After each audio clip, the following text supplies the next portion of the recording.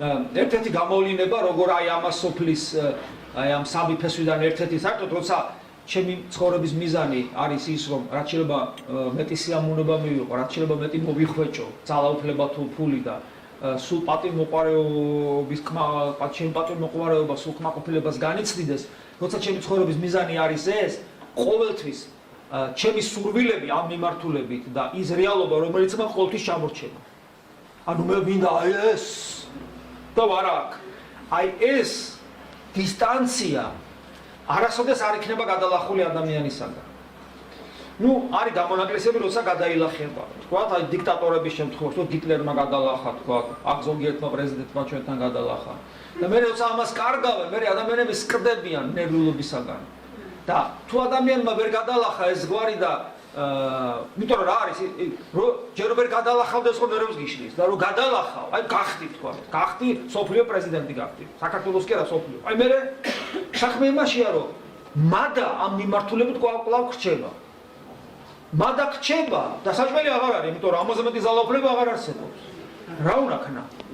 და აი ადამიანი საშინელ ჯოჯოხეთი იწყება მერე და მერე იწყება მანიაკალური გამოვლინებები.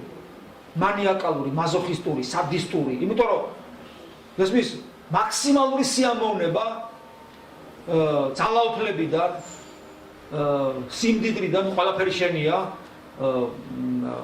სიამოვნებიდან, როგორც გინდა ის სიამოვნე, პატივმოყვარეობიდან ყველაფერი მიიღე, ამაზე მეტი შეულ აღარ არსებობს. მაგრამ ეს მოთხოვნილება ისევ გაქვს. რა უნდა ქნა? და იწყება ეს სადომაზოხისტური კატასტროფები. ეს ძალიან საშიში მდგომარეობაა.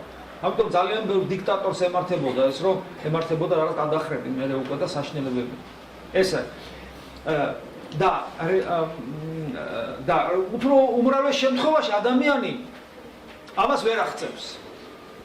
ვერ აღწევს და აი ეს დიაპაზონი რა მინდა და რა მაქვს იწვევს ჩემში ისეთი ვნების გაჩენას, რომელსაც ქვია მრისხანება, გაღიზიანება. აი დააკვირდი, როცა თქვენ გაღიზიანებულები ხართ ხოლმე, როცა მრისხანებთ, როცა ვიღაცას ასე ხართ, დააკვირდი რატოა, ჩვენ გინდა ის და არა და გახარა აქ და იქ რომ მიხვიდო ვიღაცა ტიპით გაზა ეს ხელს გიშლის. რაღაცით გიშლის. ან არსებობით, ან ხასიათით, ან რაღაცით, იმით. ნუ აი ეს იწვევს შენში აი ამ იმას. და თუ ვერან ვერ ნახე, შეიძლება ქვებისმოლა ცაში დაიწყო. ანუ ეს მომენტი არსებობს. ქართველებს აი წარმოგიდგენ ახლა, მანქანით მიდიხარ და ვიღაცამ ვერ დაინახა რომ დროზე უნთებ და ნუ რაღაც ვერ დაინახა რომ და ესე იგი რა თხეში ვარდება ამას ადამიანი გიპიპინებს, გაგინებს ყველაფერს, ესე იგი რომ იმიტომ რომ ერთი წამით დააგვიანე გვერდზე გადასვლა. ხო? ეს ხდება, ხო? ესეა. მრისხანება და სიმართლე. ანუ სიმართლე და ამბობს რა როგორ იგინება, იცი ამას ადამიანი. ხო და მართალი კაცის პოზიციიდან იგინება. იმიტომ რომ ერთი წამით ცოტა გვიან გავიდა იმ მიმართულებით. მართალი პოზიციიდან ბობოქრობს.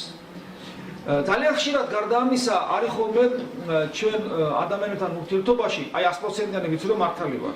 აი შვილთან ურთიერთობაში. შვილი 100%-იანი რაღაცას აშავებს, პატარა.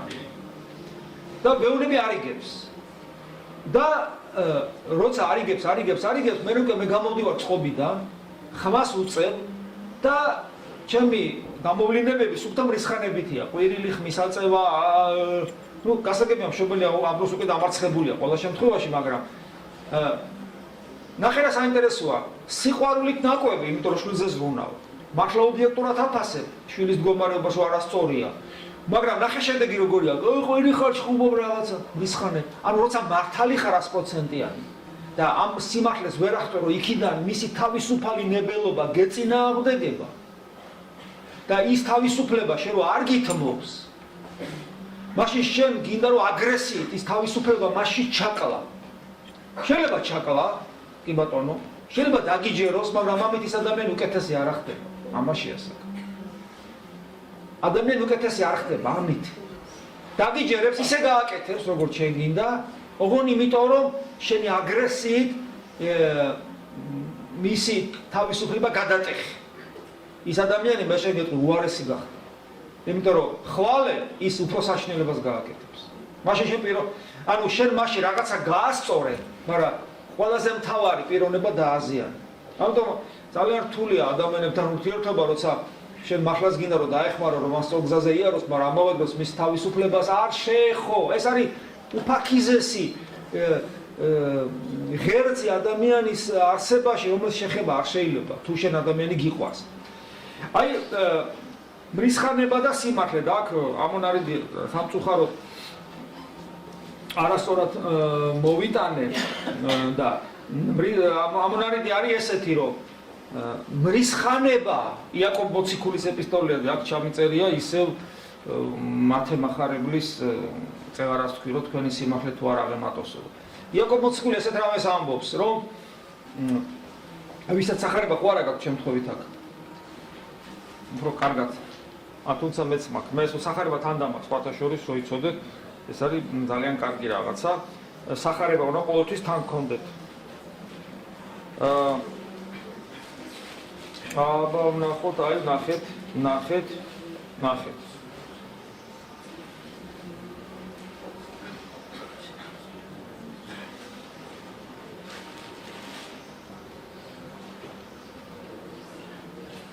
აი გულის წყრომამან, კაცისამან, სიმართლე ღვთისა არა ქმნის. ანუ შეუძლებელია, რომ გულის წყრომით, ანუ მრისხანებით ადამიანმა სიმართლე გააკეთოს. ესე ძალიან მნიშვნელოვანია, აი სწორედ იმ კონტექსტში, რომ ჩვენი დაცემული ბუნებიდან თუ არის ნაკვები სიმართლე, ის როგორც წესი სიმართლე არ არის. სინამდვილეში ის მხოლოდ ბუტაფორიაა სიმართლის.